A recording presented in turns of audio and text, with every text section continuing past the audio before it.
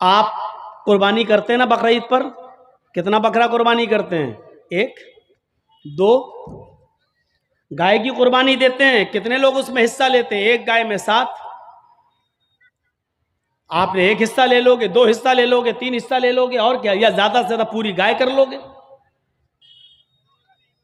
क्या कभी किसी को सुना है कि उसने 100 बकरे कुर्बानी किए हों? नहीं। अल्लाह के रसूल सल्लल्लाहु अलैहि वसल्लम ने 100 ऊंट कुर्बान किए थे बकरा ईद के दिन 10वीं जिलहिज्जा को। कितने ऊंट? 100। और ऊंट नहीं, सुर्ख ऊंट। अरब के अंदर सुर्ख ऊंट की बहुत कीमत है। जो लोग अरब में रहते हैं उनको मालूम है, सुर्ख ऊंट बहुत कीमती होता, बहुत महंगा होता है। जैसे आपके यहाँ कोई बकरा जिसकी खाल पर अगर अल्लाह लिखा हुआ आ जाए या मोहम्मद लिखा हुआ आ जाए तो उसकी कीमत बढ़ा दिया जाता, बढ़ जाती है। 1.5 लाख, 2 लाख, 2.5 लाख। एक मरतबा मैं मार्केट में गया तो आदमी दिखाने लगा कि उसमें लिखा, मोहम्मद लिखा है। हमने कहा चलिए होगा, लिखा होगा, चलिए कीमत क्या है? कहता है 2.5 लाख। मैंने कहा क्यों? कहने लगा मोहम्मद लिखा है। मैंने कहा अच्छा ऐसा करो कि बकरा मुझे दे दो जितने का है, खाल में तुम्हें दे दूंगा। है मैं क्या करूंगा? तो मैंने कहा मैं क्या करूंगा? क्या इस खाल को हम अपने घर रख सकते हैं? इस पर भी गरीब का हक है। क्या बकरे को ज़िबा करने के बाद ये खाल हमारी 2 लाख में बिकेगी, 1.5 लाख में बिकेगी? कहता वो मैं नहीं जानता हूं, मोहम्मद लिखा है, 2.5 लाख का बकरा है। मैंने कहा मैं कह तो रहा हूं कि खाल तू बेच देना जितने की बिके, बकरा 10,000 में हमें दे दे, 12,000 में हमें दे दे। कहने लगा जाइए मौलाना साहब आप हमारा रेट क्यों वो कर रहे हो? लोगों ने एक फजूल की बहस बढ़ा दी। इस पर अल्लाह लिखा है तो इसकी कीमत बढ़ गई, मोहम्मद लिखा है तो इसकी कीमत, जिस पर ये चीजें लिखी हुई हो और कम कर दो उसकी कीमत। मेरे भाइयों, किसी हदीस में नहीं आया है कि जिस बकरे पर अल्लाह लिखा हो तो उसको इतने रुपए में खरीदो। और लिखा होता नहीं है, वो हमें और आपको उसका एक नक्श दिखाई देता है। बस ये अलिफ बाल ये लाम पूरी तरीके से देखा जाए तो पूरा लिखा हुआ भी नहीं होगा, उस पर तशदीद बनी होगी, फिर उस पर खड़ा अलिफ होगा, फिर आप पूरी तरीके से अगर देखें तो मिलेगा भी नहीं ऐसा, लेकिन महसूस ऐसा कराएंगे कि देखिए ये अल्लाह। हालांकि देखा जाए तो ये भी अल्लाह ही है। देखिए ये भी अल्लाह ही है। अलिफ, ये अलिफ हो गया ना, और लाम कैसा होता है? ये लाम हुआ, फिर एक और लाम हुआ, फिर ये उसके ऊपर का अलिफ, और ये है। तो देखा जाए ये क्या है? अल्लाह ही है। अगर आप इस पर रोशनाई लगा दें पूरा, और फिर उसको आप ये दाहिने हाथ को इस तरीके से दीवार पे छाप दें तो आप देखेंगे अरबी में अल्लाह ही लिखा हुआ नजर आएगा, अल्लाह ही लिखा हुआ नजर आएगा। अब बताइए, जब अल्लाह लिखा हुआ नजर आएगा तो हम क्या माने? अब इस हाथ से आदमी शराब भी पी रहा है, अब इस हाथ से आदमी जुआ भी खेल रहा है, इस हाथ से गलत चीजों को भी पकड़ रहा है। तो इन चीजों से हैसियत नहीं बढ़ जाती है? साधुओं की तरह अल्लाह के रसूल के पास सब कुछ था, लेकिन कोई चीज आपने अपने ऊपर खर्च नहीं की।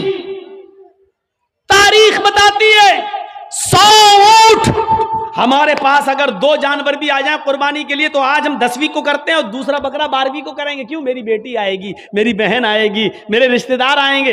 दूसरा बकरा हम 12वीं तारीख को करेंगे अपने रिश्तेदारों को दावत देने के लिए। लेकिन अल्लाह के रसूल ने 100 सुर्ख ऊंटों की कुर्बानी की, और एक ही दिन की 10वीं तारीख को। मैं ये नहीं कह रहा हूं 11 को नहीं कर सकते हो, 12 को नहीं कर सकते हो, 13 को नहीं, मैं मना नहीं कर रहा हूं, जायज है। कुल्लु अय्याम तशरीक ज़िब्हुन, अय्याम तशरीक के सारे दिन कुर्बानी के दिन है, मैं मना नहीं कर रहा हूं। लेकिन अल्लाह के रसूल ने 11वीं और 12वीं को और 13वीं को कुर्बानी नहीं की। आपने 100 ऊंट भी ज़िबा किए तो 10 को किए हैं 100, और गोश्त सारा का सारा तकसीम कर दिया। आपने अपने पास कुछ नहीं रखा। लोग कहते बहुत गरीब थे, ये थे, नहीं, अल्लाह के रसूल से ज्यादा कोई अमीर था?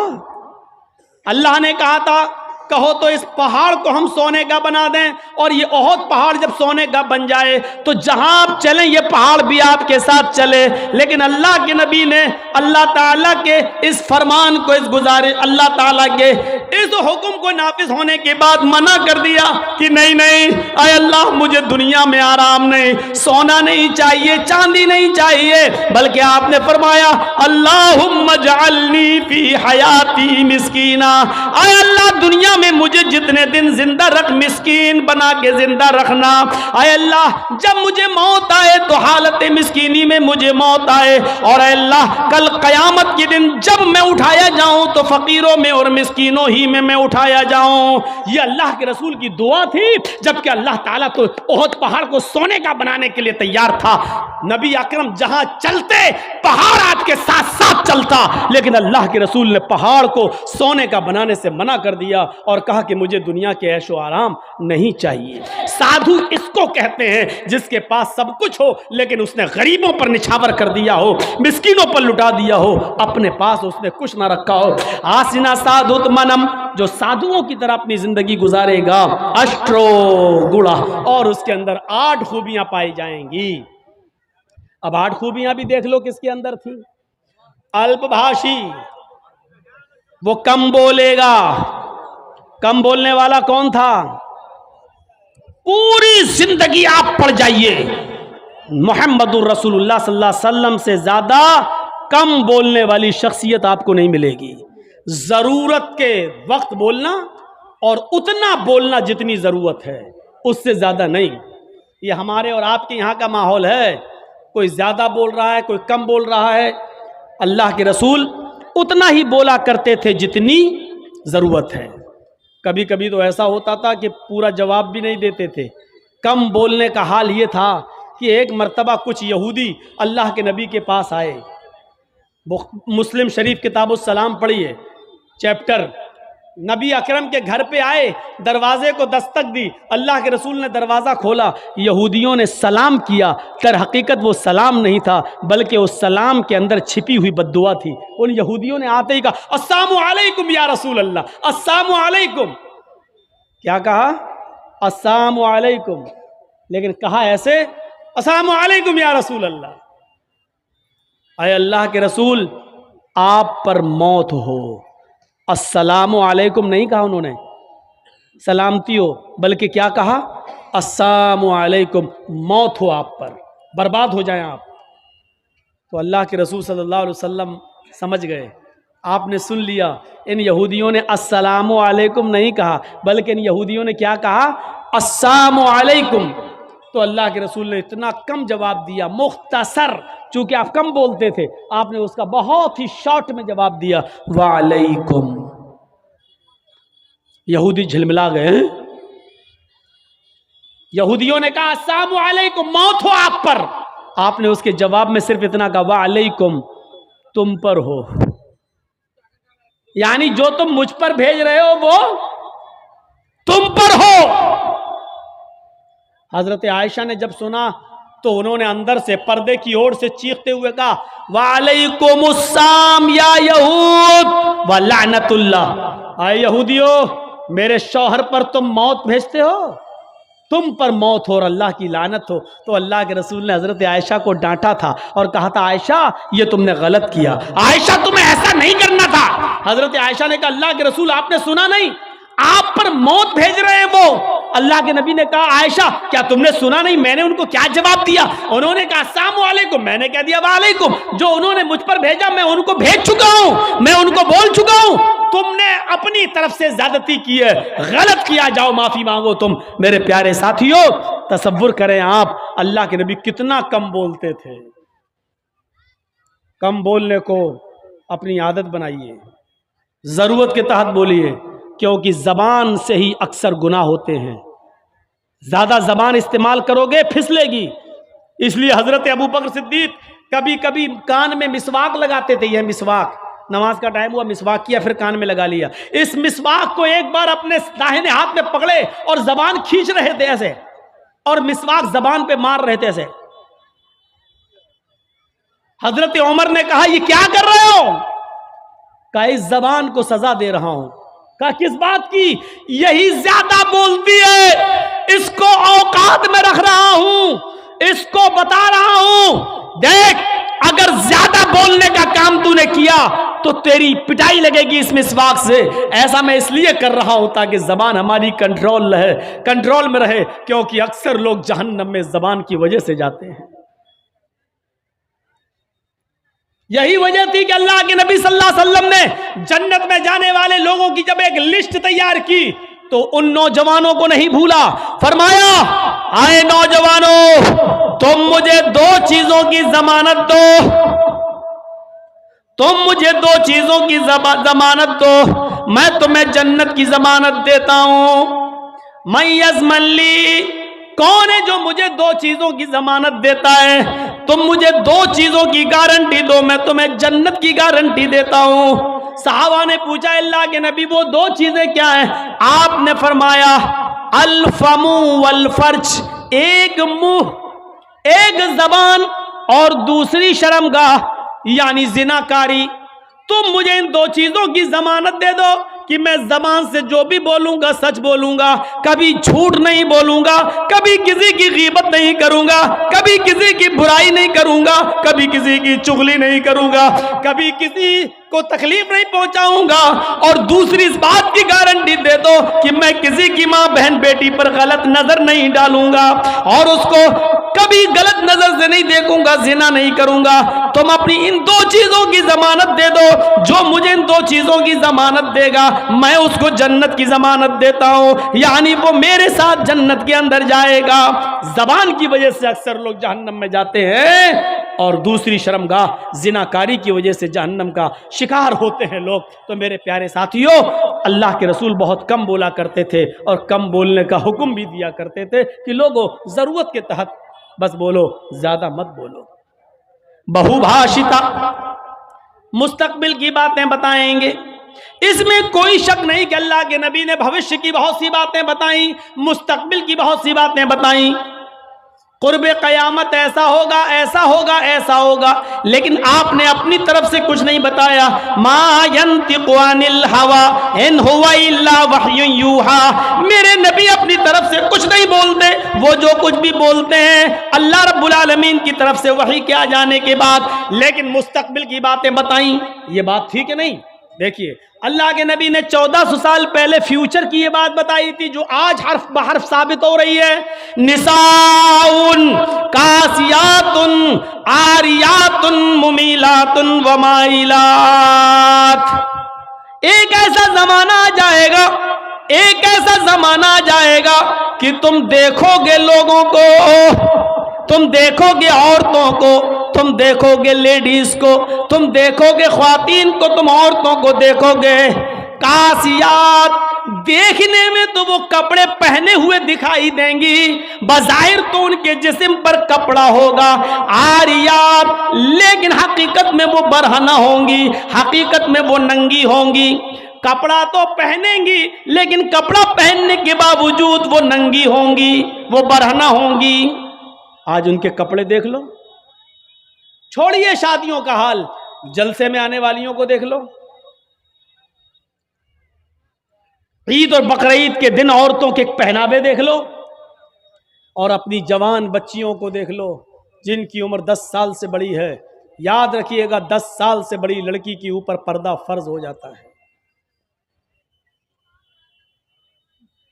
10 साल से बड़ी लड़की का फिर सर का एक बाल भी किसी गैर मर्द को नहीं दिखना चाहिए।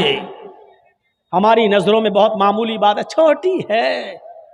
अल्लाह के रसूल ने फरमाया था, जब तुम्हारा बेटा 7 साल का हो तो उसको नमाज का हुक्म दो और 10 साल का हो तो नमाज के लिए जबरदस्ती करो, ना पढ़े तो उसको मारो पीटो। 10 साल के बाद कुरान और हदीस के सारे अहकाम नाफिज हो जाते हैं। आजकल 10-11 साल की लड़कियां बालिग हो रही हैं, टीवियों पर सीरियल ऐसे आ रहे हैं, मोबाइलों में ऐसी ऐसी वाहियात चीजें यूट्यूब वगैरह पर, फेसबुक पर आ रही हैं कि इनको देखकर हमारी लड़कियां जो कभी 16-17 साल में बालिग होती थीं, आज 11-12 साल की उम्र में बालिग होने लगी हैं। उरियानियत फैल चुकी है, शर्म हया ताक पर रखी जा चुकी है। वरना तसव्वुर कीजिए, एक कपड़ा जो जिस्म से चिपका हो, आपके पैरों से चिपका हुआ हो, और वो कपड़ा आपके घुटने और रान से होते हुए आपकी कमर तक आए, जिसको आप लेगी कहें, और इसके ऊपर एक कुर्ती पहन ली जाए और इस तरीके से मार्केट में, बाजार में शॉपिंग की जाए, ऐसी औरत को आपकी नजर में फैशन परस्त कहा जा सकता है। लेकिन मोहम्मदुर रसूलुल्लाह की नजर में ये लड़की, ये औरत नंगी है, नंगी है, नंगी है। ये कपड़े, अरे भैया जिसको जाना हो जल्दी जाओ यहां से, और जिसको उठना हो अभी उठ जाओ। ड्रामा करके रख लिया है। और भी अभी जिसको जाना हो चले जाओ, अभी बाद में मैं नहीं उठने दूंगा, चाहे पेशाब यहीं निकल जाए। जाइए अभी निकल जाइए जिसको जाना हो। आरियात हमारी नजरों में फैशन परस्त हैं, लेकिन अल्लाह के रसूल ने ऐसी औरतों को क्या कहा? नंगी। मैंने नहीं कहा, पूछो इन उलमा से आरियात का मतलब क्या होता है। कासियात कपड़े पहनेंगी, आरियात लेकिन नंगी होंगी।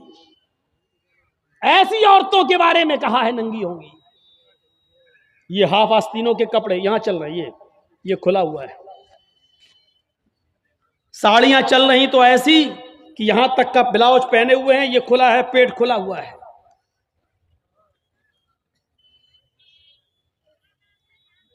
और जो चंद बुरके अब चल भी रहे हैं बिहार बंगाल में, पहले तो चलते नहीं थे, तो अब बुरकों में भी डिजाइन चलने लगी है। कड़े हुए बुरके, डिजाइनदार बुरके।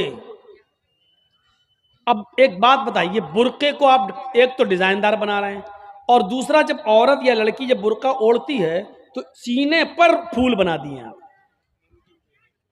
ये बताइए यहां फूल बनाने की क्या जरूरत थी? जब वो पहनती है तो फूल सीने पर, और वो लड़की ने ये बुरका खरीदा क्यों? इसका मतलब क्या है कि वो भी इसलिए खरीद रही है ताकि मेरे फूलों पर नजर। ये सुनना पड़ेगा, तुम्हें नहीं तुम्हारे बाप को भी सुनना पड़ेगा। जब तक मैं इस कुर्सी पर हूं, ये अथॉरिटी, ये पावर मुझे इस्लाम ने दिया है, सुनना पड़ेगा। क्यों खरीदा है उसने ये बुरका? यूपी साइड में आ जाओ, लखनऊ के बुरके देख लो, बंबई के देख लो, हैदराबादी बुरके देख लो। कसम खुदा की अब बुरके बुरके नहीं रह गए। अब 60 साल की बुढ़ी भी ओढ़ ले तो ऐसा लगता है जैसे वो 18 साल की लड़की जा रही है। ये बुरके एक बार सच्चा वाकया है। 60, 65, 70 साल की बुढ़िया ऐसा ही बुरका ओढ़ के चेहरा छुपा के जा रही थी धीरे धीरे। भाई बुढ़ी थी, वो धीरे धीरे चल रही थी, तो एक लड़का उसका पीछा करने लगा। 20-22 साल का लड़का उस बुढ़ी का पीछा करने लगा, क्योंकि जो सोचने लगा बुरका इतना खूबसूरत है तो बुरके के अंदर कितना खूबसूरत माल होगा, बुरके वाली कैसी होगी। उसका पीछा करने लगा। बुढ़िया धीरे धीरे चल रही, लड़का समझ रहा मुझे लिफ्ट दे रही, मेरी वजह से धीरे धीरे चल रही, जबकि वो अपनी कमजोरी की वजह से धीरे धीरे चल रही। बुढ़िया समझ गई कि लड़का मेरा पीछा कर रहा है, तो थोड़ी दूर चलने के बाद उसने अपना नकाब खोला और अपनी तुतलाती जबान में बोली, बेटा। लड़के का तो मूड खराब हो गया, कमबख्त मेरा तो मामला ही गड़बड़ हो गया। बेटा तू मेरा पीछा क्यों कर रहा है? मैं तो तेरी अम्मा की उम्र की हूं। लड़के को भी गुस्सा आ गया, कहती भाग, मैं अपने लिए नहीं अपने अब्बा के लिए ढूंढ रहा हूं। अब 60, 65, 70 साल की बूढ़ियों को ऐसे खूबसूरत बुरके पहनने की क्या जरूरत? बुरकों का मकसद जो कभी था पर्दा, लेकिन आज उनका मकसद भी वो नहीं रह गया। अल्लाह के नबी के ज़माने में एक सहाबी अल्लाह के नबी के पास आती हैं, मुस्नद अहमद की सही रिवायत, जिनकी चादर कपड़े से नीचे, टखने से नीचे, चप्पल से नीचे जमीन की मिट्टी उड़ाती हुई आती और कहती, अल्लाह के रसूल मैं इस चादर को ओढ़कर नमाज पढ़ने जाती हूँ, आपने कहा चादर इतनी नीची होनी चाहिए। उसने कहा अल्लाह के नबी, कभी कभी जमीन पर पेशाब और पायखाना पड़ा होता है, गंदगी पड़ी होती है, तो क्या मैं थोड़ी सी ऊपर करके पायखाना गंदगी को क्रॉस करके आगे निकल जाऊं? आपने कहा नहीं, दाएं से निकल जा, बाएं से निकल जा। कहने लगी दाएं भी मर्द बैठे होते हैं, बाएं भी मर्द बैठे होते हैं, मुझे उसी गंदगी के ऊपर से निकलना है। अल्लाह के रसूल इजाजत दे दीजिए, मैं थोड़ा सा ऊपर कर लूं और निकल जाऊं, उसके बाद नीचे कर लूंगा। जब गंदगी को क्रॉस कर लूंगी तो चादर में नीचे कर लूंगी। अल्लाह के नबी कहते हैं अगर मर्द दाएं बैठे हैं, बाएं बैठे हैं, तो तू उसी गंदगी के ऊपर से निकल जा। कहने लगी अल्लाह के रसूल वो गंदगी मेरी चादर में लग जाएगी, आप मुझे ऊपर उठाने की इजाजत नहीं दे रहे हैं, टखने से ऊपर, चप्पल से ऊपर चादर उठाने की इजाजत क्यों नहीं दे देते हैं? आपने कहा नहीं, चादर उठाने की इजाजत, चप्पल से भी ऊपर चादर उठाने की इजाजत नहीं दूंगा। कहा अल्लाह के रसूल फिर उस चादर में पेशाब और पायखाना लग जाएगा। आपने कहा लग जाने दे। कहने लगी हाय अल्लाह के रसूल, उसी चादर को तो ओढ़कर मैं नमाज पढ़ती हूँ मस्जिद में। जब ऊपर औरतों का अलग इंतजाम होता है या पर्दे में औरतों का इंतजाम होता है, तो मैं इसी चादर को ओढ़े ओढ़े नमाज पढ़ती हूँ। आपने कहा उसी चादर को ओढ़ कर नमाज पढ़ ले। कहने लगी उसमें पेशाब और पायखाना लग जाएगा, क्या उसी और चादर को ओढ़कर नमाज पढ़ लूं? आपने फरमाया हाँ आए औरत, जब पेशाब और पायखाना तेरी चादर में लगेगा, जब तू आगे बढ़ेगी तो तेरी चादर जमीन पर पड़ी हुई मिट्टी से रगड़ खाएगी, क्योंकि तेरी चादर नीचे है। जब पेशाब और पायखाना उसमें भर जाएगा, जब तू आगे बढ़ेगी तो जमीन पर पड़ी हुई मिट्टी पर तेरी चादर रगड़ खाएगी, और जमीन पर पड़ी हुई मिट्टी से रगड़ने की वजह से जमीन की पाक मिट्टी तेरी चादर को पाक कर देगी। लेकिन तुझे चादर उठाने की इजाजत नहीं, उसी चादर में तू नमाज पढ़ ले। गंदगी लगती है तो लग जाने दे, आगे बढ़ेगी तो जमीन पर पड़ी हुई पाक मिट्टी तेरी चादर को पाक कर देगी। मेरे भाइयों, पेशाब और पायखाना देखकर भी अल्लाह के रसूल ने औरत को चादर उठाने की इजाजत नहीं दी। मेरी बहनों, तुम्हारे दिल कैसे गवारा कर लेते हैं। जलसों में भी चूड़ियां खरीदने के लिए, बैलून्स खरीदने के लिए, जलेबियां खरीदने के लिए तुम किस तरीके से लेडीज पिंडाल से निकलकर तुम बाजारों में घूम लेती हो? शर्म आनी चाहिए। तुम्हारे कलेजे और तुम्हारे दिल कैसे गवारा कर लेते हैं कि लड़के और लड़कियां एक जगह शॉपिंग करें, दुकानदारी करें, खरीदारी करें। ये तुम्हारे कलेजे, तुम्हारे ज़मीर कैसे गवारा कर लेते हैं? जबकि अल्लाह के नबी फरमाते हैं ला यखलुअन्न रजुलुम बिमरातिन इल्ला कान सालिसुहुम शैतान। कोई मर्द किसी औरत से तन्हाई में न मिले, कोई मर्द किसी औरत से अकेले में न मिले कि उसमें तीसरा शैतान होता है, उसमें तीसरा बहकाने वाला शैतान होता है। मेरे भाइयों, इस्लाम का कानून यही है, इस्लाम का निजाम यही है। एक औरत, उसका शौहर मर चुका है, औरत के पास बहुत ज्यादा पैसा है, वो हज करना जाना चाहती है, शौहर इंतकाल कर गया, अब औरत अकेले हज करने नहीं जा सकती है, जबकि मुस्तती है, साहिब इस्तिताअत है, हज करने जाना चाहती है, अच्छा काम करने जाना चाहती है। इस्लाम कहता है कि तेरा शौहर नहीं है तो भाई के साथ जा, भाई नहीं है तो बाप के साथ जा, बाप नहीं है तो बेटे के साथ जा, लेकिन किसी महरिम का होना जरूरी है, उसके साथ जा। चीख कर औरत कहती है कोई नहीं है, मेरे पास दौलत है। अल्लाह के नबी कहते हैं फिर दौलत संभाल कर अपने पास रख। अगर तेरा भाई नहीं है, बेटा नहीं है, शौहर नहीं है, बाप नहीं है, कोई महरिम नहीं है, तो तू अकेले हज करने नहीं जा सकती है। नहीं, अय अल्लाह के नबी, मेरा पड़ोस में बड़ा अच्छा नेक हाजी नमाजी नेक आदमी रहता है, मैं इसको भाई बना लेती हूँ, चली जाऊं। फरमाया नहीं नहीं, मुंह भोले भाई को भाई बनाकर उसके साथ तुम हज करने नहीं जा सकती हो, इसलिए कि अपने मुंह से किसी को भाई बोलने से वो तुम्हारा सगा भाई नहीं हो जाएगा, अपने मुंह से किसी को बेटा बोल देने से वो बेटा नहीं हो जाएगा। तुम किसी को बेटा बोल दो, भाई बोल दो, जो चाहो बोल दो, लेकिन इस्लाम ये कहता है कि उसके साथ भी औरत को इजाजत नहीं है कि वो हज करने जाए। अगर कोई नहीं है तो मत जाओ, लेकिन इस्लाम इस बात की इजाजत नहीं देता है कि तुम अकेले जाओ या किसी को बहन, किसी को भाई या बेटा बनाकर जाओ, इस बात की इजाजत नहीं देता। इस्लाम एक इबादत में, हज जैसी इबादत में भी औरत को किसी गैर मर्द को मुंह बोले भाई और मुंह बोले बेटे के साथ भी जाने की इजाजत नहीं देता। तो मेरे भाइयों, जब खाने काबा में जाने की इजाजत नहीं देता है, सफा मरवा की सई की इजाजत नहीं देता है, इतनी खूबसूरत इबादत की इजाजत नहीं देता है, तो बाजारों में अकेले घूमकर शॉपिंग करने की इजाजत कैसे देगा? फिर बाजार के अंदर औरत को अकेले जाने की इजाजत कैसे देगा? इतनी खूबसूरत इबादत करने की इजाजत नहीं देता है, इतनी खूबसूरत इबादत करने की इजाजत नहीं देता है, तो मेरे भाइयों फिर औरत को बाजारों में घूमने की इजाजत कैसे देगा? फिर बाजार में घूमने और बाजार में सैर व तफरीह की इजाजत कैसे देगा? हमारी माँ बहनों को इस बात को सोचना चाहिए, गौर करना चाहिए, संजीदगी से इसको लेना चाहिए। एक जमाना था, हजरत फातिमा कह रही हैं, आए अली मैं इतनी बीमार हूं, इतनी बीमार हूं, लगता नहीं कि इस बीमारी में मैं बच पाऊंगी। आए अली अगर मुझे कुछ हो जाए, अगर मेरा इंतकाल हो जाए, आए अली तो मुझे दिन के उजाले में दफनाने मत ले जाना, रात की तारीकी में ईशा की नमाज के बाद मुझे कब्रिस्तान में दफन करना। हजरत अली ने कहा, ऐ फातिमा ऐसा क्यों कह रही हो? अगर तुम्हारा इंतकाल सुबह फजर के बाद हो तो क्या ईशा तक हम तुम्हारे जनाजे को रखेंगे, मिट्टी को रखेंगे?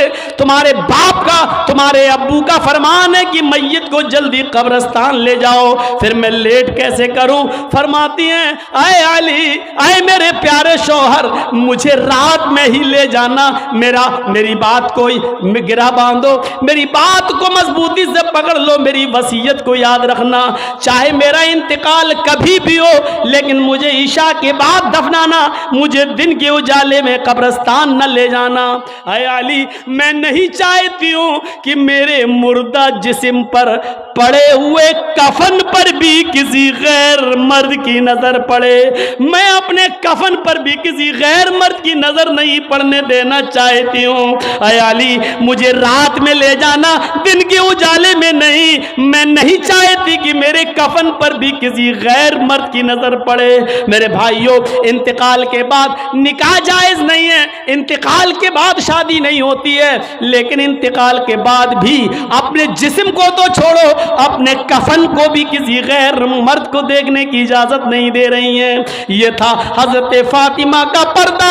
इस पर्दे की रोशनी में मेरी बहनों, अपने गरीबानों में झांक कर देखो, अपने गरीबानों के बटन खोलो और तलाश करो, हम कहां खड़े हैं, हमारा पर्दा क्या है, हमारी इज्जत व आबरू क्या है। आज हमारे चेहरों का हरकस और नाकस देख रहा है, कल तक हमारे इन खूबसूरत गालों को कभी आसमान की निगाहों ने भी नहीं देखा था, चांद और सितारों ने भी नहीं देखा था, और आज जो चाहता है देख लेता है, हरकस और नाकस जिसको चाहो आज वो बड़ी आसानी से हमारी बहनों बेटियों का दीदार कर रहा है।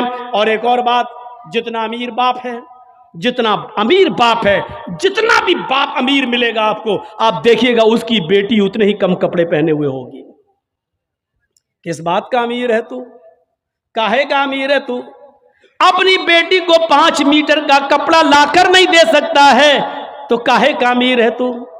कंजूस और बखील बाप।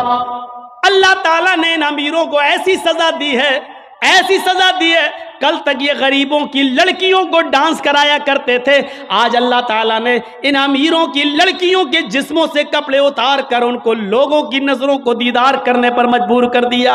आज इन अमीरों की लड़कियों के जिस्मों से कपड़े उतरवा कर आज गरीब इन लड़कियों को देख रहे हैं, उनका नजारा कर रहे हैं। आज अमीरों को अल्लाह ने ये सजा दी है। आज वो फैशन समझते हैं कि मेरी बेटी फैशनेबल कपड़े पहने हुए हैं। नहीं नहीं मेरे भाइयों, मेरी भाइयों, आप अपनी बहनों के जिम्मेदार हैं। अल्लाह के नबी ने फरमाया कि जिस लड़की का बाप, जिसकी बेटी बेपर्दा घूमे वो बाप दयूस है, जिसकी बहन बेपर्दा घूमे वो भाई दयूस है। जिसकी बेटी बेपर्दा घूमे वो बाप दयूस है। जिसकी बीवी बेपर्दा घूमे वो शौहर दयूस है। गौर करो कितनी साफ लफ्जों में, कितने साफ लफ्जों में अल्लाह के नबी ने फरमाया, जिसकी बहन बेपर्दा घूमे वो भाई दयूस, जिसकी बेटी बेपर्दा घूमे वो बाप दयूस, जिसकी बेटी बेपर्दा घूमे वो बाप दयूस, जिसकी बीवी बेपर्दा घूमे वो शौहर दयूस। अब दयूस का माना अगर हम समझ जाएं तो सारा मामला हल हो जाए। दयूस, दयूस का ये तो अरबी लफ्ज है ना, इसका उर्दू में तर्जमा होता है, सुनने की ताकत है, सुनेंगे। दयूस का मतलब होता है भड़ुआ। और भड़ुआ किसको कहते हैं बताने की जरूरत नहीं, जानते होंगे। भड़ुआ कहते हैं उसको जिसने अपनी बहन, बेटी या बीवी या मां को गलत काम करने के लिए किसी अड्डे पर बिठा दिया हो, चकले पर बिठा दिया हो और उनसे गलत काम करवाता हो और उनकी कमाई खाता हो। अरबी जबान में इसको दयूस कहते हैं और उर्दू में इसको भड़ुआ कहते हैं। कितना सख्त जुमला इस्तेमाल किया अल्लाह के रसूल ने। मौलाना जर्जीस को आप कह रहे होंगे ये क्या हो गया इसको। अल्लाह के नबी ने कहा जिसकी मां बेपर्दा घूमे और बेटा अपनी मां की बेपर्दगी पर कुछ ना बोलता हो वो बेटा भड़ुआ। जिसकी बीवी बेपर्दा घूमे और शौहर अपनी बीवी की बेपर्दगी पर कुछ ना बोले वो शौहर भड़ुआ। जिसकी बहन बेपर्दा घूमे और वो भाई अपनी बहन की बेपर्दगी पर खामोश रहे वो भाई भड़ुआ। और जिसकी बेटी बेपर्दा घूमे और बाप अपनी बेटी की बेपर्दगी पर खामोश रहे वो बाप भड़ुआ। दयूस कह दो मौलाना चलेगा, भड़ुआ मत कहो, अच्छा नहीं लग रहा है। हम कब कह रहे हैं कि अच्छा लग रहा है? हमको अच्छा लगाना कब है? जब अच्छा ही लगने लगे तो फायदा क्या है? इंजेक्शन ऐसे लगाओ दर्द ना हो। बात साहब ऐसा हो सकता है कि इंजेक्शन लगे और दर्द ना हो? इंजेक्शन भी लगवाना चाहते हो और दर्द भी नहीं चाहते हो, तब तो होम्योपैथिक दवा ले लो, मीठी गोलियां खा लो जो मरने के बाद फायदा करती है।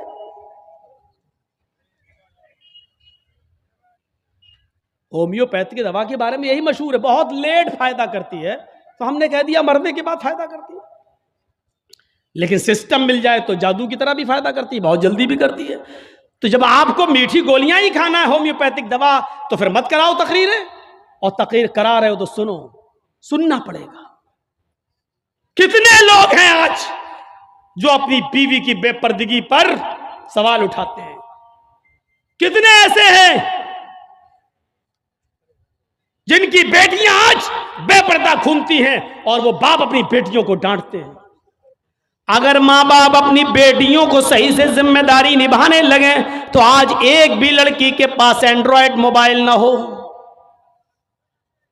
हमारी 18-20 साल की लड़की जिसकी शादी नहीं हुई घर पे रहती है, उसके हाथ में एंड्रॉयड मोबाइल चीख चीख के बता रहा है कि बाप की तरबियत में कमी है, बाप अपनी बेटी पर पूरा का पूरा हुक्मरान नहीं है, हाकिम नहीं है। या ये कह रहा है बेटी के हाथ में वो एंड्रॉयड मोबाइल चीख चीख के कह रहा है ये बाप ना कह रहा है, बेटी के आगे बाप की नहीं चल रही है, बाप मजबूर हो चुका है। मेरे भाइयों, अगर बाप मजबूर ना होता तो बेटी के हाथ में एंड्रॉयड मोबाइल नहीं होता। क्या जरूरत है बेटी के हाथ में देने की? वो तो घर में रहती है, क्यों चलाएगी साहब? आपकी बेटी 18-20 साल की क्यों फेसबुक चलाएगी? क्यों व्हाट्सएप चलाएगी? क्यों मैसेंजर चलाएगी? और आप कैसे अपनी बेटी को फेसबुक और मैसेंजर और व्हाट्सएप चलाने के लिए ढील दे सकते हैं? कैसे? आपका ये दिल कैसे गवारा कर लेता है? आप जिम्मेदार हैं। हमारी ये बेटियां कल बच्चों की माएं बनेंगी, शादी के बाद इनको अपने बच्चों की तरबियत करना है।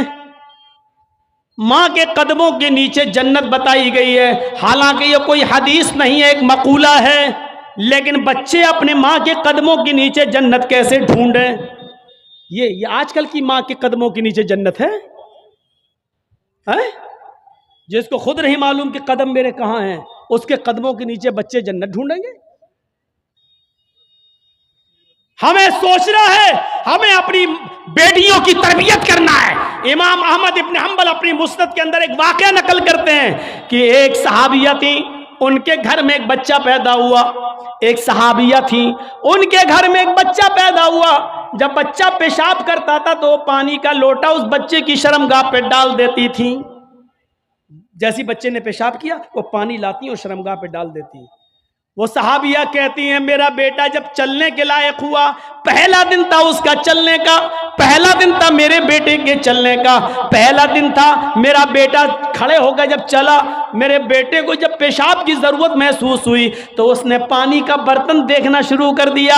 माँ कहती है कि मैं देख रही थी अपने बेटे को, जब भी वो पेशाब करता था तो मैं पानी उसकी शर्मगाह पे डाल देती थी। आज देखती हूँ मेरा बेटा चल रहा है, देखती हूँ ये क्या करता है। जब बेटा पहला दिन चलने के लायक हुआ, पहला दिन था, तो बेटे ने पानी का प्याला उठाया और दोनों हाथ से पकड़कर धीरे धीरे चला और एक कोने में जाकर बैठ गया, पेशाब किया और पेशाब करने के बाद वो पानी का प्याला अपनी शर्मगाह पे डालने लगा। उसको इस्तिंजा करना नहीं आता था, उसको धोने का तमीज भी नहीं मालूम था, उसको पता ही नहीं, लेकिन वो वैसा ही कर रहा है जैसी उसकी माँ ने उसको बताया। जैसे उसकी माँ उसके साथ कर देती थी, वो पानी का प्याला उठाकर अपनी शर्मगाह पे डाल लिया और खाली प्याला लेकर अपनी माँ के पास आ गया।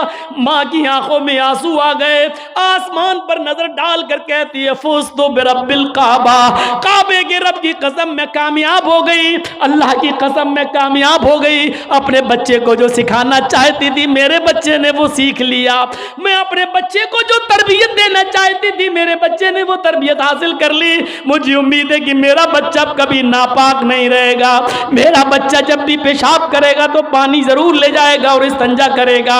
उस जमाने की माएं अपने बच्चों को बचपन से ये आदतें डलवाती थी, और आजकल की माँ देख लो, अपने बच्चे का अंडरवियर नेकर उतार कर कहती बेटा यहाँ खड़े होकर पेशाब कर ले। ये माएँ अपने बच्चों को क्या तरबियत देंगी? जबकि नेपोलियन ने कहा था कि mother's lap is first college for children, माँ की गोद ये बच्चे का पहला मदरसा होती है, पहली यूनिवर्सिटी माँ की गोद है। जो बच्चा अपनी माँ की गोद से तरबियत हासिल करके नहीं निकला वो किसी यूनिवर्सिटी से तरबियत हासिल नहीं कर सकता है। आज भी देख लो, किशनगंज में भी यूनिवर्सिटियां होंगी, किशनगंज में भी कॉलेज होंगे, उस कॉलेज से बीए, एमए, पीएचडी, एमबीबीएस और एमडी की डिग्री लेकर निकलने वाले बच्चों की तादाद भी बहुत होगी। लेकिन उन्हीं बच्चों को देखिए खड़े होकर सड़क के किनारे पैंट की चैन खोलकर धार मार रहे होंगे, पेशाब कर रहे होंगे। ये इन यूनिवर्सिटियों के फारिगीन स्टूडेंट हैं जो फारिग होकर निकले, जिनको एमडी करने के बाद, एमबीबीएस करने के बाद भी पेशाब करने की अकल नहीं आई है। इनसे तो बेहतर वो कुत्ता है जो कम से कम पेशाब करता है तो एक टांग तो उठा लेता है ताकि उसके ऊपर छींटे ना आए। इन्होंने यूनिवर्सिटी से पढ़ने के बाद भी ये कुत्ते से भी बदतर बनकर निकले हैं। वो यूनिवर्सिटी इनको इंसान नहीं बना सकी, वो कॉलेज उनको इंसान नहीं बना सके, वो स्कूल इनको इंसान नहीं बना सके। एमडी पीएचडी करने के बाद भी आज कुत्तों से बुरी तरह पेशाब करते हुए नजर आएंगे। कह लेने दीजिए मुझे कुत्ता, गधा, जो कुछ भी बोलता हूं मैं सब। आज मुझे इजाजत दीजिए मेरे भाइयों, कहो कि जानवरों की इजाजत मत बोलो, हम लोग इंसान हैं। कुरान ने भी जानवरों की मिसालें दी हैं। उलाइका कल अनआम बल हुम अजल, ये चौपायों की तरह हैं बल्कि उनसे भी ज्यादा गए गुजरे। कुरान ने कहा है ये चौपायों की तरह है बल्कि उनसे भी ज्यादा गए गुजरे, उनसे भी ज्यादा गए गुजरे। जब कुरान ने मिसाल दी है तो हम क्यों नहीं मिसाल दे सकते हैं? अपने बारे में सोचो, सोचो। हैं अब्दुल कादिर जिलानी बगदादी रहमतुल्लाह अलैह की तारीख कौन नहीं जानता, जिनको आज लोग बड़े पीर साहब के नाम से भी जानते हैं, जिनके नाम पर 11वीं की बिरयानी की डेग भी बनाते हैं, वो अब्दुल कादिर जिलानी जब 12 साल के थे, उनकी मां ने उनको एक काफिले के साथ भेजा था। कहा बेटे हालात कितने भी सख्त हो लेकिन झूठ कभी मत बोलना। और जब चोरों ने और डाकुओं ने जब इस काफिले को लूटा तो इस बच्चे से पूछा अब्दुल कादिर से, तेरे पास भी कुछ है? उसने कहा हाँ है। कहा क्या है? 40 अशरफी। कहाँ है? मेरे कुर्ते के अस्तर में। अस्तर को फाड़ के देखा तो 40 अशरफी मिली। पूछा बेटा ये तो ऐसी जगह छिपी हुई थी, किसी को पता नहीं, तूने क्यों बता दिया? लड़के ने जवाब दिया, मेरी मां ने मुझे चलते वक्त नसीहत की थी कि बेटा हालात कितने भी खराब हो लेकिन कभी झूठ मत बोलना। मैंने अपनी बात, मां की बात मानी है।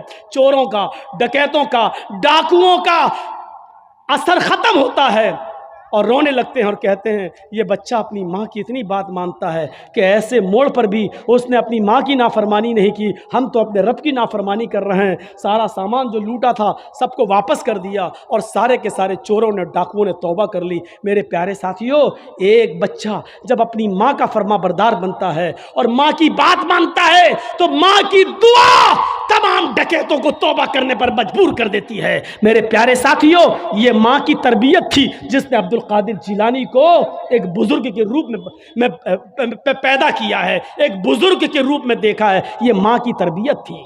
और एक उस माँ की तरबियत पर नजर डालो कि जब सुल्तान डाकू को फांसी हुई, जब सुल्तान डाकू को फांसी के तख्ते पर लटकाया गया तो उससे पूछा गया तुम्हारी आखिरी तमन्ना क्या है? उसने कहा मेरी आखिरी तमन्ना यह है कि मेरी फांसी मेरी माँ के सामने मुझे दी जाए। उसकी माँ को बुलाया गया, कहा तेरा बेटा तेरे आंखों के सामने मरना चाहता है। सुल्तान डाकू की माँ की आंखों में आंसू आ गए। पुलिस वालों ने पूछा आखिर माँ के सामने तुम क्यों मरना चाहते हो? उसने कहा ताकि मेरी माँ देखे मौत के वक्त पैर कैसे तड़पते हैं, हाथ कैसे तड़पते हैं और रूह कैसे निकलती है। कहा लेकिन तुम इसके लिए माँ को क्यों मजबूर करके लाए हो? फरमाया पुलिस वालों तुम नहीं जानते हो, जब मैं 8 साल का था, 10 साल का था, मेरी माँ ने मुझसे एक अंडा मंगवाया था।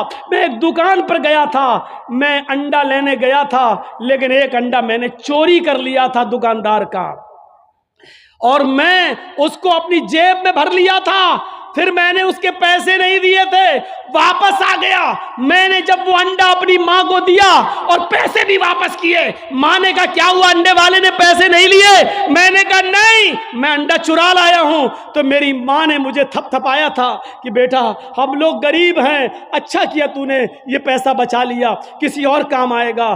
फिर यहीं से मुझे चोरी की आदत पड़ती है, मेरे हौसले बढ़ते हैं, फिर मैं डाकू बनता हूँ। फिर मैंने लोगों का माल लूटा और जब लोगों ने नहीं दिया तो मैंने उनकी जानें ली। फिर मैं बहुत बड़ा लुटेरा बन गया और इतना बड़ा लुटेरा बना के पकड़ा गया और कानून ने मुझे फांसी की सजा दी। अगर मेरी माँ ने मुझे अंडा चुराते वक्त जब मैं घर पे लाया था उसी वक्त एक थप्पड़ मारा होता और अंडे वाले को देकर माफी मांग ली होती तो आज मैं इतना बड़ा चोर नहीं बनता, आज इतना बड़ा मैं डाकू नहीं बनता, आज मैं इतना बड़ा लुटेरा नहीं बनता। ये मेरी माँ की तरबियत थी जिसने मुझे फांसी के तख्ते पर चढ़ा दिया। तो मेरे भाइयों, माँ की तरबियत ही कुछ हुआ करती है। माँ चाहे तो अपने बच्चे को डाकू बना दे, माँ चाहे तो अपने बच्चे को अब्दुल कादिर जिलानी बगदादी की तरह बुजुर्ग बना दे। ये माँ की तरबियत होती है। देख लीजिए वो एक लड़की जिसका रेप हुआ था और उसके बाद मार डाला गया निर्भया को, और आप देख लीजिएगा उसके चारों कातिलों को जो फांसी दी गई थी अभी चंद महीने पहले या 1-2 साल पहले, जो फांसी के तख्ते पर लटकाया गया। आखिरी वक्त तक भी निर्भया की मां ने और निर्भया के बाप ने उन मुजरिमों को माफ नहीं किया। हर कोई अपने रिश्तेदार के कातिल को माफ करना गवारा नहीं करता।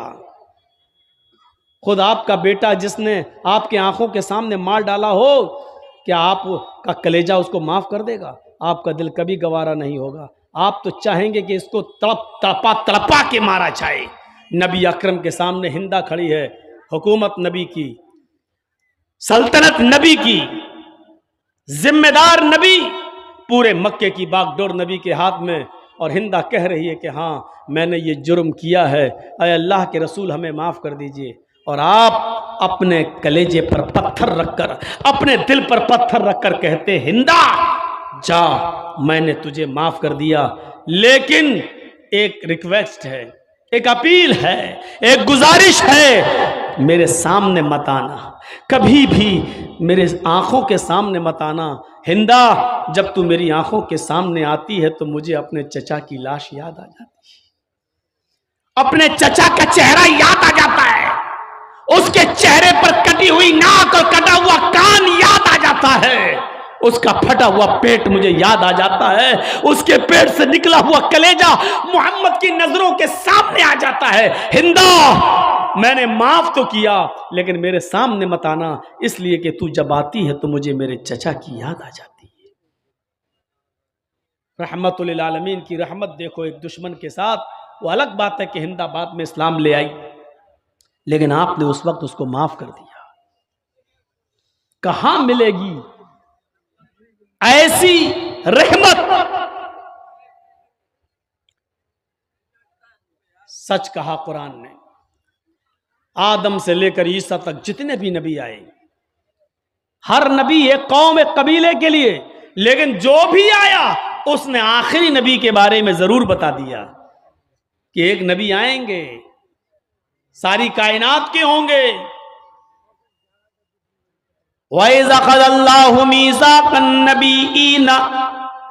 और जब अल्लाह ने सारे नबियों से एक अहद लिया, जब अल्लाह ने सारे नबियों से एक वादा लिया, जिनको भी इस दुनिया में भेजा,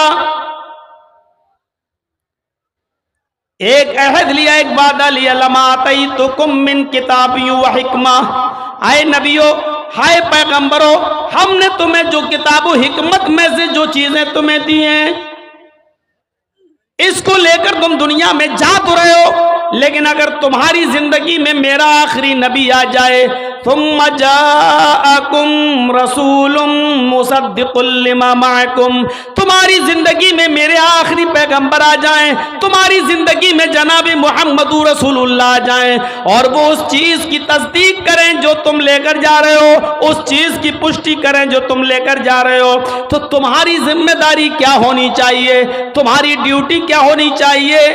लतुमिनुन्न बिही व लतंसुरुन्नहु। हाय मूसा, हाय ईसा, हाय इब्राहिम, हाय जकरिया, हाय नूह, हाय यहया, हाय पैगंबरों, अगर तुम्हारी जिंदगी में आखिरी नबी आ जाएं, लतुमिनुन्न बिही व लतंसुरुन्नहु, तो तुम सारे के सारे पैगंबर उस नबी के ऊपर ईमान ले आना, आखिरी नबी जनाब मुहम्मदुर रसूलुल्लाह की रिसालत को तस्लीम कर लेना, और वो जो मिशन लेकर गए उनके मिशन में उनकी मदद भी करना, वला तंसुरुन्नहु, उनके मिशन में, उनके वर्क्स में, उनके कामों में तुम उनकी मदद भी करना। आदम से लेकर ईसा तक सारे नबियों ने आखिरी नबी के बारे में पेशीन गोई की है, बताया है। श्रीमद् भागवत महान पुराण जो वेदों की व्याख्या कहलाती है, खुलासा कहलाता है। देखिए, एक मंत्र पढ़ने जा रहा हूं इस किताब के स्कंद 12 अध्याय 2 के मंत्र नंबर 19 से। इस मंत्र को सुनिए, और इस मंत्र में भी मोहम्मदुर रसूलुल्लाह की पेशीन गोइयां बताई जा रही हैं। अश्वमा शुगमारूहा देवदत्त जगतपति आसीन साधुदमनम षटेश्वर्या गुणन्वितः अष्ट्रो गुणः अल्पभाषी बहुभाषी ज्ञानी श्रुतु ज्ञानी प्राकर्मी कीर्तज्ञ दानी कृपालु। अश्वमाशुगमारूहा देवदत्त जगतपति, अंतिम ऋषि को, कल्कि को एक अश्व कहते हैं संस्कृत में घोड़े को, और शुगमारूहा, शुगमारूहा बिजली से भी ज्यादा तेज रफ्तार से चलने वाला। तो उस जमाने में बिजली तो थी नहीं, तो ये शब्द कहां से आ गया बिजली से ज्यादा? तो आसमानी बिजली मुराद है। आसमान से जो बिजली चमकती है उसकी रफ्तार होती है, जो आसमान में कड़क होती है बिजली, 1 सेकंड में 1,86,000 मील। तो ऐसा घोड़ा दिया जाएगा अंतिम ऋषि को, आखिरी नबी को, ऐसा घोड़ा मिलेगा। शुगमारूहा जो बिजली से भी ज्यादा तेज रफ्तार से चलेगा, बिजली से भी ज्यादा तेज रफ्तार से। और वो घोड़ा कौन देगा? देवदत्त, देव अल्लाह ईश्वर भगवान दत्त देगा। वो घोड़ा अल्लाह की तरफ से, ईश्वर की तरफ से उसको दिया जाएगा, गॉड गिफ्ट, अल्लाह की तरफ से उसको मिलेगा। और किसको मिलेगा? उसका नाम आगे आ रहा, जगतपति। अश्वमा, एक घोड़ा दिया जाएगा, शुगमारूहा, जो बिजली से भी ज्यादा तेज स्पीड से चलेगा, देवदत्त ईश्वर की ओर से मिलेगा। जगतपति, उसको दिया जाएगा जो पूरे विश्व का, पूरी दुनिया का पति होगा, पूरी दुनिया का रक्षक होगा, पूरी दुनिया का हिफाजत करने वाला, पूरे विश्व का रक्षक। पति के माना रक्षक, पति के माना दूल्हा नहीं होता है। पति इसीलिए कहा जाता है किसी औरत के दूल्हा को, क्योंकि वो अपनी पत्नी की इज्जत और उसकी आबरू की रक्षा करता है। उसको क्या कहा जाता है? पति। ये इसका पति है। पति का मतलब रक्षक है। यानी एक मर्द ने किसी औरत से निकाह करके उसको अपनी रक्षा में ले लिया है, अब उसको हजारों गंदी नजरों से बचा लिया है, उसका वो रक्षक हो गया है, उसका वो मुहाफिज हो गया है। तो पति का माना क्या होता है? मुहाफिज। पति के माना दूल्हा नहीं होता है। अगर पति के माना दूल्हा किया जाने लगे तो बहुत गड़बड़ी पैदा हो जाएगी। सेनापति, तर्जुमा करो, क्या करोगे? पूरी सेना का दूल्हा।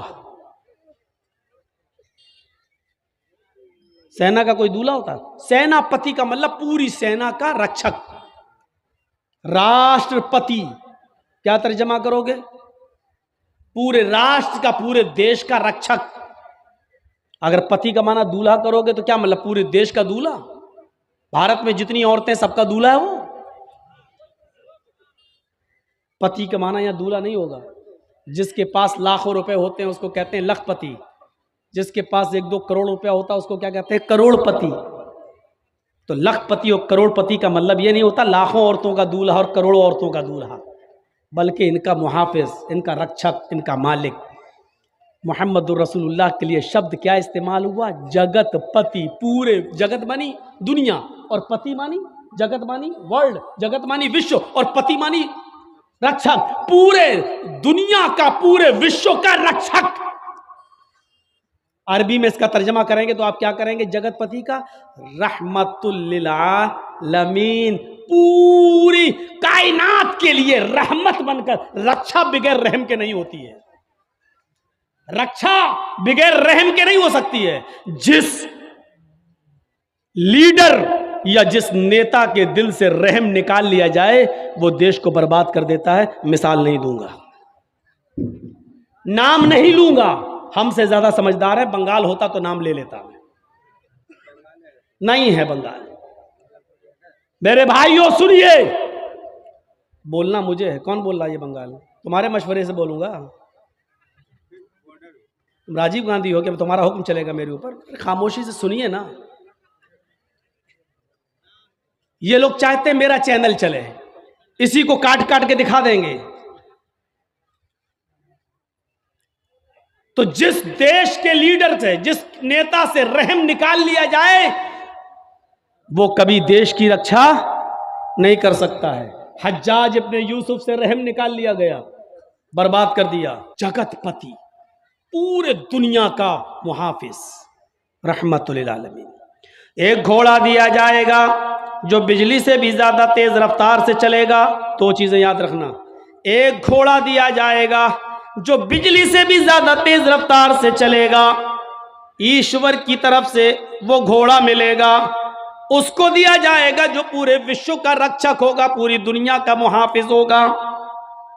आसिना साधुमनम शटेश्वर्या गुणन्विता, और जिसकी जिंदगी साधुओं के मानिंद, साधुओं के समान गुजरेगी। एक एक चीज पर अभी मैं बोलूंगा। साधु आसिना साधुमनम, साधुओं की तरह वो अपनी जिंदगी गुजारेगा। शटेश्वर्या गुणन्विता, और उस जगतपति के अंदर 8 खूबियां पाई जाएंगी, 8 गुण उसके अंदर पाए जाएंगे, 8 खूबियां उसके अंदर भरी होंगी। वो 8 खूबियां क्या हैं? अष्टो गुणा, वो 8 खूबियों के नाम गिनाए। अल्पभाषी, वो बहुत कम बोलने वाला होगा। इन 8 चीजों को याद रख लीजिएगा। अल्पभाषी, वो कम बोलेगा, पहली चीज। बहुभाषी, भविष्य की, मुस्तकबिल की, फ्यूचर की बातें बताएगा।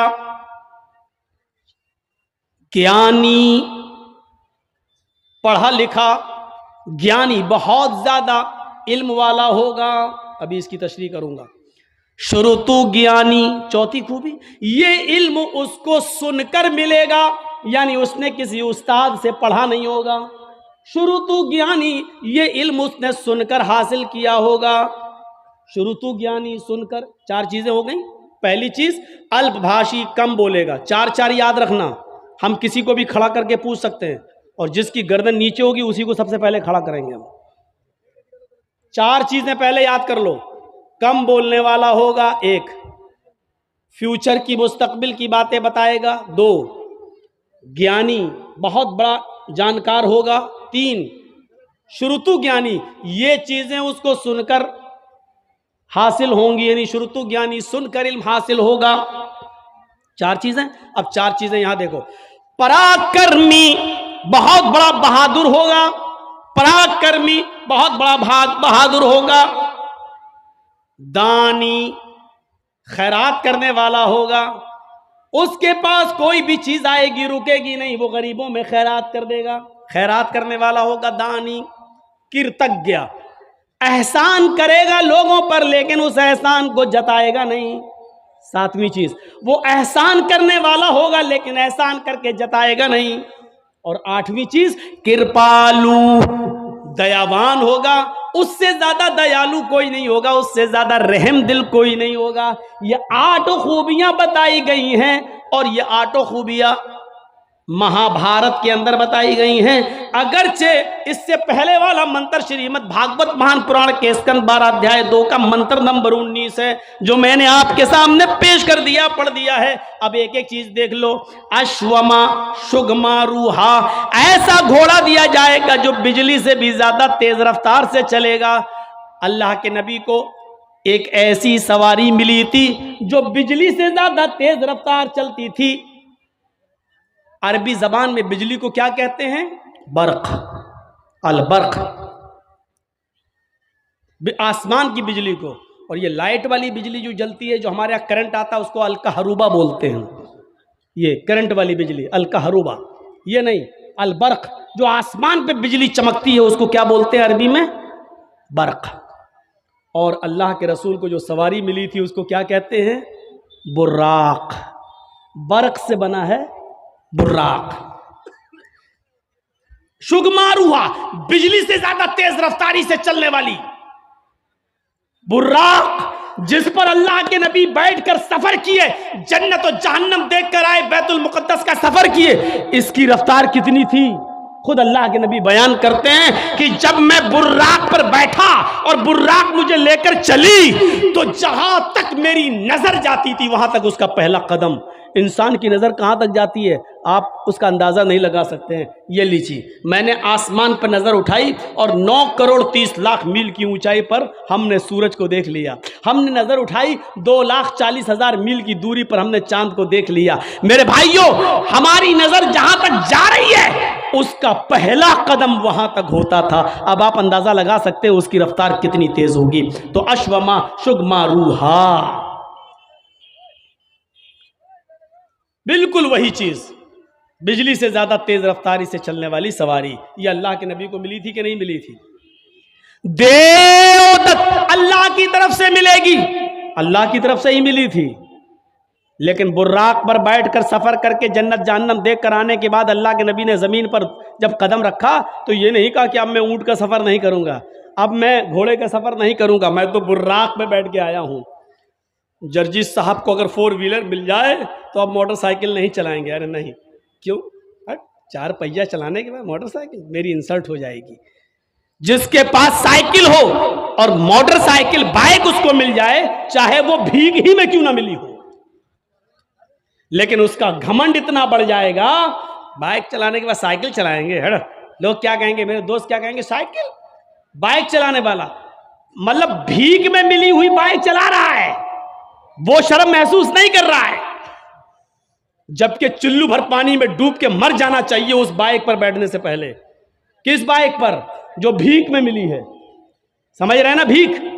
अरे जो लड़की के बाप ने दी है, शादी के मौके पर ले अपने दामाद को, बैठ, साइकिल चलाने में शर्म आ रही है, भीख मंगनी गाड़ी पे बैठने में शर्म नहीं आ रही है, जबकि चुल्लू भर पानी में उसी वक्त डूब के मर जाना चाहिए कि किस पे बैठे हैं? ससुर की दी हुई गाड़ी पर। जबकि शर्म की बात यह होनी चाहिए, इस पे तो फख्र कर रहा है, कहां से? ससुराल से मिली है, ससुराल से, इस पे फख्र कर रहा है, लेकिन साइकिल नहीं चला सकता। क्यों?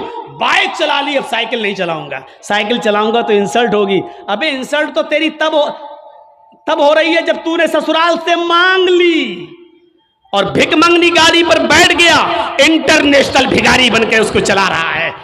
ये इंसल्ट तो तब तुझे महसूस करनी चाहिए थी अपनी, लेकिन तब नहीं कर रहा है। अल्लाह के रसूल जब बुर्राक पर बैठे, लेकिन जब जमीन पर आए तो आपने घोड़े का भी सफर किया, ऊंट का भी सफर किया, बल्कि ऊंटनी को तो अल्लाह के रसूल की प्यारी सवारी बताया। ओस्ट्रायस्य परवाहिड़ो बधूमंतो द्युदशा। अथर्ववेद के 20वें कांड के अंदर 127वें सूक्त का दूसरे मंत्र में यह कहा गया है कि उसकी प्यारी सवारी ऊंट होगी, वो अक्सर ऊंट का सफर करेगा, ऊंट पर बैठेगा। ये उसकी प्यारी सवारी बताई गई है, प्यारी सवारी, यानी ऐसे इलाके में आएगा जहां ऊंटों पर सवारी करने का चलन होगा। हमारे भारत में लोग यहां इंतजार कर रहे हैं, अब आएगा। उसको बताया गया ऊंट वाले जमाने में आएगा। यहां लोग 4 व्हीलर में फॉर्च्यूनर इस्तेमाल कर रहे हैं, यहां इंतजार कर रहे हैं कि आखिरी नबी यहां आएगा, यहां आएगा। जबकि बताया गया मरुस्थल निवासी ने, वो रेगिस्तान में आएगा, क्योंकि ऊंट रेगिस्तान में ही सबसे ज्यादा तेजी के साथ दौड़ता है, और रेगिस्तान का जहाज कहा जाता है ऊंट को। उस बस्ती में आएगा जहां रेत होगी, जहां रेगिस्तान होगा, जजीरा होगा, वहां वो आएगा। और यहां भारत में लोग इंतजार कर रहे हैं कि वो भारत में आएगा, जबकि उनकी किताबें कह रही हैं मरुस्थल निवास ने, वो मरुस्थल में निवास करेगा, वो मरुस्थल में आएगा। हाय गिरजानाथ मरुस्थल निवास ने, उसका मरुस्थल में आएगा और रेगिस्तानी इलाके में आएगा। उस्ट्रायस, और उसकी प्यारी सवारी ऊंट होगी, वो ऊंट के ऊपर बैठेगा। यहां बताया गया कि वो घोड़े पर बैठेगा और बिजली से ज्यादा तेज रफ्तार से चलेगा और आकाश की यात्रा करेगा, यानी वो जन्नत जहन्नम देखने जाएगा। जगतपति, और ये घोड़ा उसको ईश्वर की तरफ से, अल्लाह की तरफ से मिलेगा, जो पूरे दुनिया का रक्षक होगा, पूरी दुनिया का मुहाफिज होगा। यानी ये घोड़ा मोहम्मदुर रसूलुल्लाह को, ये बुर्राक मोहम्मदुर रसूलुल्लाह को दी जाएगी। आसिना साधुदमनम, और वो साधुओं की तरह अपनी जिंदगी व्यतीत करेगा, साधुओं की तरह अपनी जिंदगी गुजारेगा। साधु किसको कहते हैं, ये सोच लीजिए। साधु उसको नहीं कहते हैं जो एक चोला पहन ले और बीवी बच्चों को छोड़ दे और जंगल में चला जाए, राम राम राम राम राम राम राम राम करता रहे। इसी तरीके से हमारे मुसलमानों में भी एक तबका पैदा हुआ जिसको सूफी कहा जाता है। वो तस्बीह हाथ में लेते हैं और अल्लाहू अल्लाहू, कभी कभी झटका मारते हैं, कभी देखिएगा आप झटके मारेंगे, अल्लाहू अल्लाहू अल्लाहू ऐसे करेंगे। कभी चिमटा ले लेंगे अपने हाथ में, चिमटी, ट्रेनों में मिलेंगे, अल्लाहू अल्लाहू अल्लाह, इस तरीके से करेंगे। ऐसा वो महसूस कराएंगे आपको कि हमारे अंदर अल्लाह घुस गया है, अल्लाह हमारे नस नस में है, अल्लाहू अल्लाहू, वो झटके मारेंगे। ऐसे लोग आपको जहां मिले, इनको उल्टी छुरी से काटो। ये दुनिया के सबसे बड़े हराम खोर लोग हैं। कौम के ऊपर बोझ बने हैं। इनसे पूछो खाना कहां से आएगा, चुप, अल्लाहू अल्लाहू अल्लाहू। एक से मैंने पूछा भाई खाना कहां, शाम को खाना क्या कर कहां से आएगा, अल्लाहू अल्लाहू। हमने कहा सुन लिया अल्लाहू अल्लाहू, खाना कहां से आएगा शाम को ये तो बताओ, अल्लाह देगा, अल्लाहू अल्लाहू अल्लाहू। मतलब मोहल्ले वाले उनको खाना पहुंचाते हैं। ये लोग हराम खोर लोग हैं, बीवी बच्चों को छोड़े बैठे हैं। बीवी बच्चों को छोड़कर किसी भी जगह चले जाना मेरे भाइयों, और इबादत में मसरूफ होना, ये सबसे बड़ा इस्लाम का, इस्लामी दुश्मनी है। ये इस्लाम दीन मुअतदिल है। मुअतदिल जानते हो, इस्लाम नमाज का हुक्म तो देता है, लेकिन पूरा दिन और पूरी रात मुसल्ला बिछा के नमाज पढ़ने की इजाजत आपको नहीं देता है। इस्लाम आपको रोजा रखने का हुक्म तो देता है, लेकिन कंटिन्यू और मुसलसल 12 महीने हर रोज रोजा रखने की इजाजत आपको नहीं देता है। इस्लाम आपको ज़कात देने का हुक्म तो देता है, लेकिन अपना सारा माल अल्लाह की राह में लुटा देना और खुद फकीर बन जाना, गरीब बन जाना, इसकी इजाजत इस्लाम आपको नहीं देता है। इस्लाम आपको हज की इजाजत तो देता है कि हज कीजिए, लेकिन यह नहीं कहता कि हज करने के लिए तुम अपना घर बेच दो, अपना मकान बेच दो, अपनी दुकान बेच दो, लेकिन हज करो। हज करना जाना जरूरी है, चाहे दुकान बेचना पड़े, चाहे मकान बेचना पड़े, इस्लाम इस बात की इजाजत नहीं देता है। इसी तरीके से इस्लाम नमाज पढ़ने का हुक्म देता है, लेकिन इबादत बच्चों का हक मारकर, बीवी का हक मारकर, कमाना धमाना छोड़कर, मेहनत और मजदूरी करना छोड़कर, मस्जिदों में, खानकाहों में, जंगलों पर, मज़ारों पर या किसी जगह बैठकर अल्लाहू अल्लाहू करने की इजाजत ये इस्लाम नहीं देता है। इसीलिए फरमाया फ़इज़ा क़ुज़ियतिस सलातु फ़ंतशिरू फ़िल अर्ज़ वब्तगू मिन फ़ज़लिल्लाह। दिनों में सबसे अच्छा दिन जुमे का दिन है, लेकिन जुमे का दिन भी पूरी की पूरी इबादत का दिन नहीं है।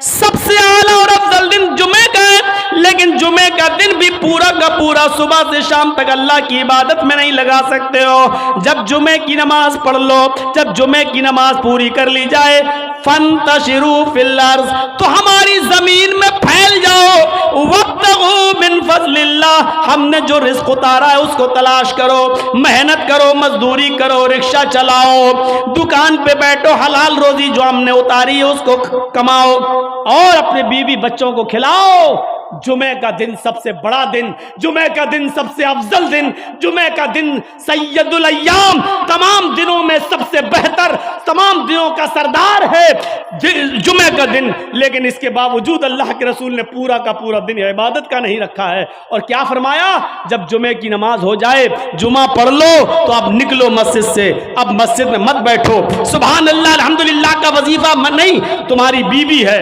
तुम्हारे बच्चे हैं, उनके लिए मेहनत करो, कमाओ, रिक्शा चलाओ, मेहनत करो, मजदूरी करो और शाम तक मेहनत मजदूरी करके कमा कर लाओ और अपनी बीवी। अस्सलाम वालेकुम दोस्तों, उम्मीद करता हूँ आपने इस बयान को पूरा सुना होगा।